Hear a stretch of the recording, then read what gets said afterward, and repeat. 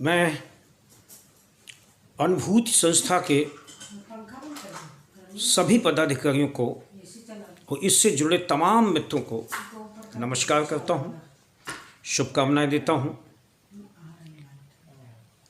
भाई गोविंद मुद्रा जी के संपादन में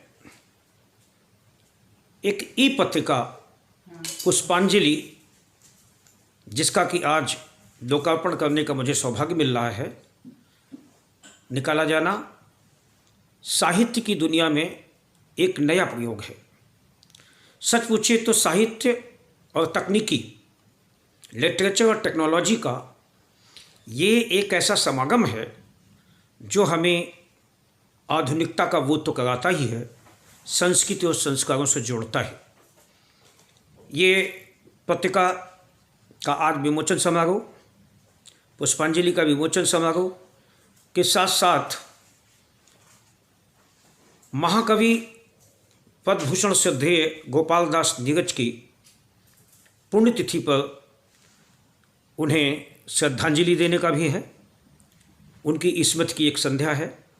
मैं आप सबका अभिनंदन करता हूँ, स्वागत करता हूँ। 16 पृष्ठों का की ये पत्रिका जो आपके मोबाइल पर, आपके कंप्यूटर पर रहेगी, हर पृष्ठ इसका पढ़ने वाला है। और नया प्रयोग ये है कि पढ़ने के साथ साथ कुछ पृष्ठ आपको इसमें ऐसे भी मिलेंगे जिसके ऊपर दी हुई की को जब आप स्पर्श करेंगे तो संबंधित रचनाकार जिसकी रचना आपने पृष्ठ पर पढ़ी है उसकी वाणी में भी आप उसे सुन सकेंगे। यही दृश्य भी है, श्रव्य भी है और इसके साथ आनंद भी है।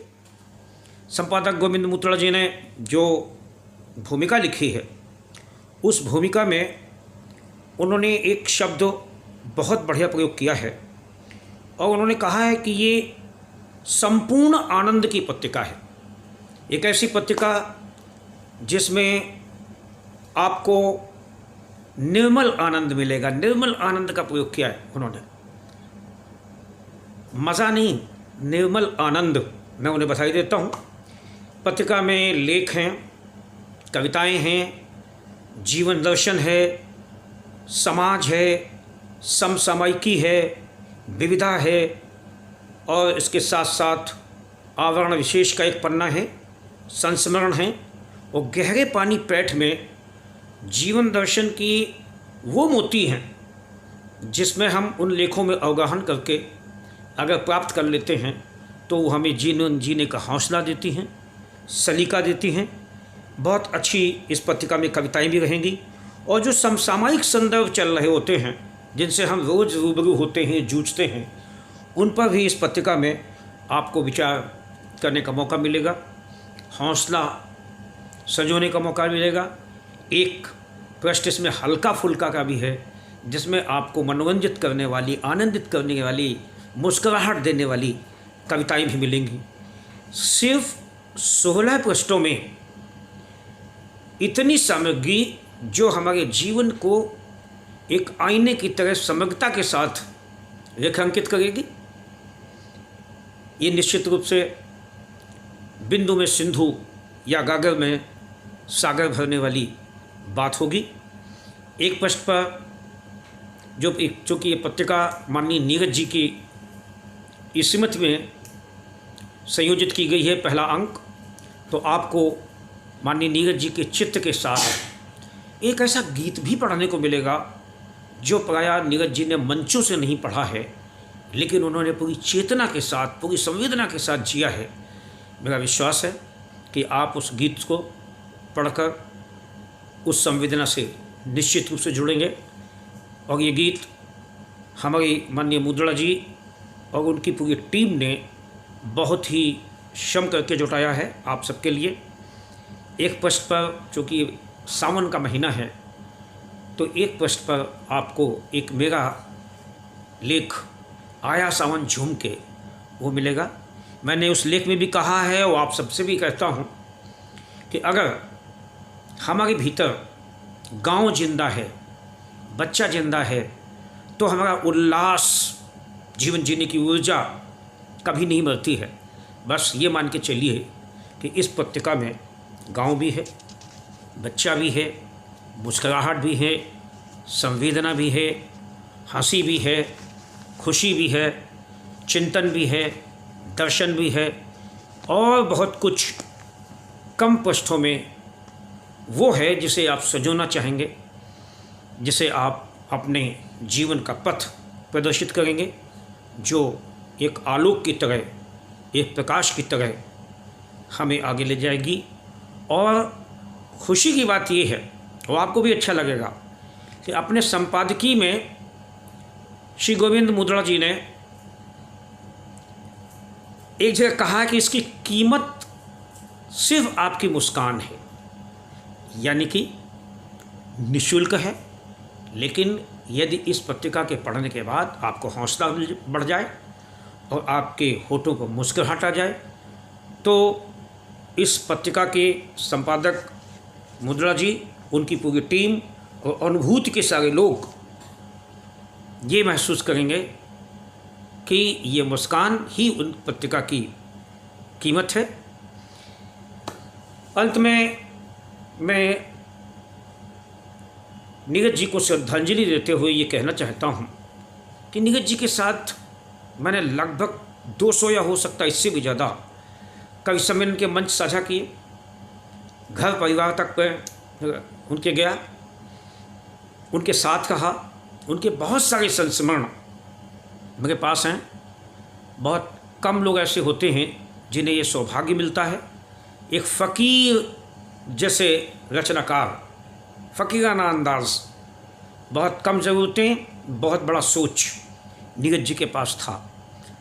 ज़िंदगी के साथ जुड़ा हुआ कोई भी ऐसा अनुभव नहीं होगा जिस पर नीरज जी ने कलम न चलाई हो। फिल्मी दुनिया में गए तो फिर निखालिस साहित्य के गीत लिखे और पूरी दुनिया में छा गए। लेकिन जब फिल्मी दुनिया रास नहीं आई तो बिना किसी मोह के उस चकाचौंध की दुनिया से बाहर आ गए। फिर उन्होंने कवि सम्मेलन की में जो भागीदारी की, वो हमारी हिंदी कविता के पितामह हैं, महाकवि हैं, और उन्हें हम बिग बी की तरह हमेशा याद करते हैं। जो उन्होंने कवि सम्मेलन को दिया है वो निश्चित रूप से संस्मरणीय है, संग्रहणीय है, प्रेरणा देने वाला है। नीरज जी के संपूर्ण व्यक्तित्व को अगर मैं 2 पंक्तियों में रेखांकित करना चाहूँ तो मैं ये कह सकता हूँ कि जैसे थे वैसे दिखे, जैसे थे वैसे दिखे, पहने नहीं नकाब। उन्होंने दोहरापन कभी नहीं जिया। सच कहा, सच के सिवा कुछ नहीं कहा। संवेदना रची और सच, उसमें भी सच कहा। तो जैसे थे वैसे दिखे, पहने नहीं नकाब, कांटों के भी घर मिले बनकर खिले गुलाब। कांटों के भी घर मिले बनकर खिले गुलाब। नीरज जी ने चुनौतियां स्वीकार की, कांटों के बीच से भी रास्ते निकाले, हमेशा गुलाब की तरह खिले महमाते रहे। उन्हें भारत सरकार ने पद्म विभूषण की उपाधि दी। दुनिया के तमाम देशों में उन्हें जो सम्मान मिला है, वो सम्मान अकेले माननीय नीरज जी का नहीं है, हमारी हिंदी कविता का भी है, और हमारी हिंदी कविता की वाचिक परंपरा कवि सम्मेलन का भी है। और वो सम्मान हम सब उन तमाम प्रशंसकों का है जो उनकी कविता को याद करते हैं। तो आइए पुष्पांजलि के इस लोकार्पण समारोह में और श्रद्धेय नीरज जी की स्मृति में आयोजित इस संध्या को हम बनाते हैं सुंदर, सार्थक और हमेशा अनुभव में रहने वाली। देश कोरोना काल में चल रहा है और कोरोना से हम सारे लोग युद्ध कर रहे हैं। तो आइए संकल्प की, विश्वास की 4 पंक्तियां देके मैं अपनी वाणी को विराम दूंगा। मैंने कहा कि शक्ति और साधना के हम साधक, एक अदृश्य विषाणु ने ये स्थितियां पैदा कर दी कि सारे लोग आज कहीं न कहीं असहाय से खड़े हैं। लेकिन हमारा हिंदुस्तान बहुत मजबूती के साथ युद्ध कर रहा है हमने कहा था कभी कि अदृश्य एक विषाणु ने साजिश रची प्रचंड, को दोहे सुन लीजिए पहले। अदृश्य एक विषाणु ने साजिश रची प्रचंड, विश्व विजय से था भरा खंडित हुआ घमंड। हाथ बांध अकबर खड़े विवश अशोक महान, हाथ बांध अकबर खड़े विवश अशोक महान। आयुध गारे सुप्त सब भू पर पड़े विमान, आयुध गारे सुप्त सब भू पर पड़े विमान।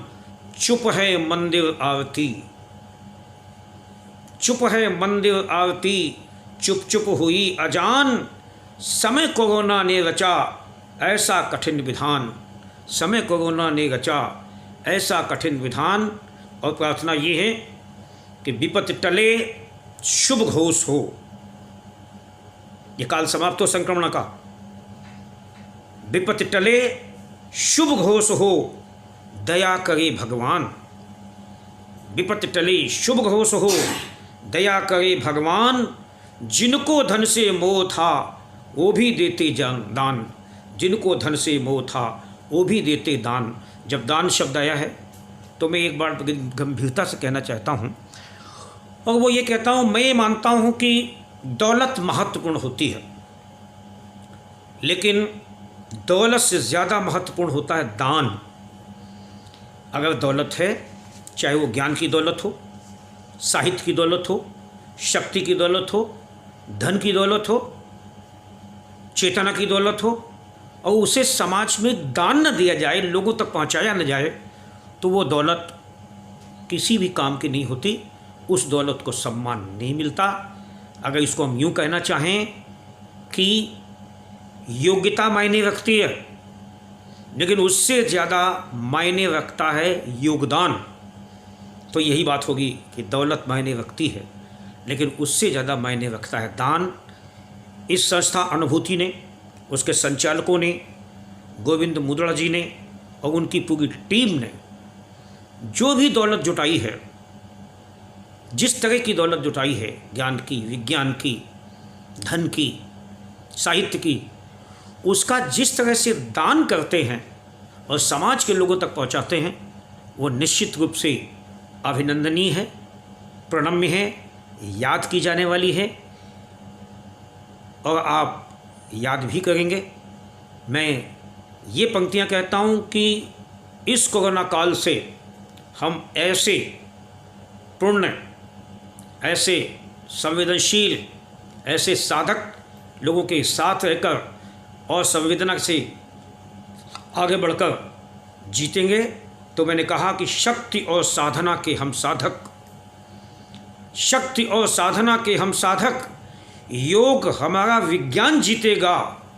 नीति, नियम, तप और अनुशासन, चरक सुषेण का ज्ञान जीतेगा। कोरोना का टूटेगा कुचुक, एकजुटता का मान जीतेगा। कालजयी मंत्रों के हम सर्जक, कालजयी मंत्रों के हम सर्जक, जीतेगा, जीतेगा, हिंदुस्तान जीतेगा, ये इंसान जीतेगा, हिंदुस्तान जीतेगा। इन्हीं शुभकामनाओं के साथ मैं आप सबको, अनुभूति को, अनुभूति के संचालकों को, उससे जुड़े हुए तमाम सदस्यों को और पुष्पांजलि के इस लोकार्पण अवसर पर पुष्पांजलि से जुड़े सारे मित्रों को, साहित्यकारों को और श्री गोविंद मुद्रा जी को और उनकी पूरी टीम को बहुत बहुत शुभकामनाएं देता हूं, बहुत बहुत धन्यवाद देता हूं, और ये ईश्वर से कामना करता हूं कि पुष्पांजलि अपनी महक लेकर, अपनी खुशबू लेकर पूरी दुनिया में पहुँचे। बहुत बहुत धन्यवाद, बहुत बहुत आभार।